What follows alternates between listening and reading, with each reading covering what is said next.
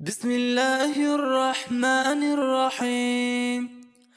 أتى أمر الله فلا تستعجلوه سبحانه وتعالى عما يشركون. ينزل الملائكة بالروح من أمره على من يشاء من عباده أن أنذروا أنه لا إله إلا أنا فاتقون. خلق السماوات والأرض بالحق تعالى عما يشركون. خلق الإنسان من نطفة فإذا هو خصيم مبين.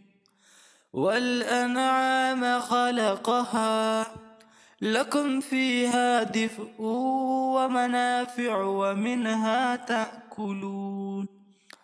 ولكم فيها جمال حين تريحون وحين تسرحون.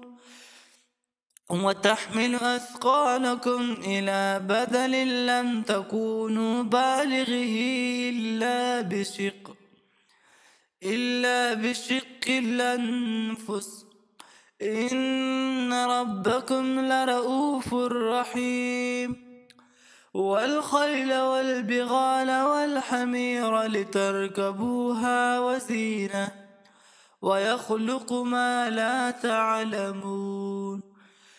وعلى الله قصد السبيل ومنها جائر ولو شاء لهداكم أجمعين.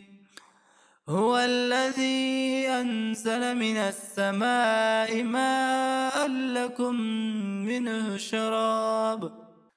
منه شراب ومنه شجر فيه تسيمون.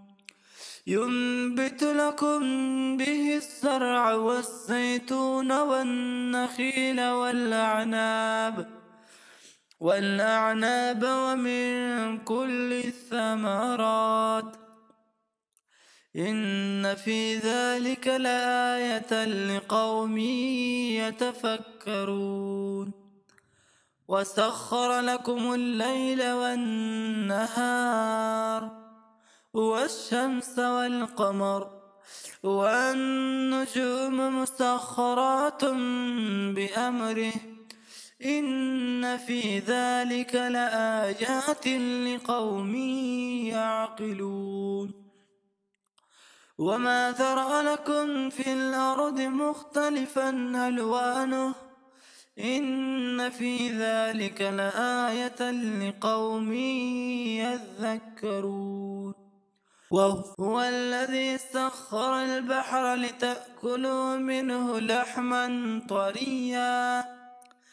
لحما طريا وتستخرجوا منه حلية تلبسونها وترى الفلك مواخر فيه ولتبتغوا من فضله ولعلكم تشكرون.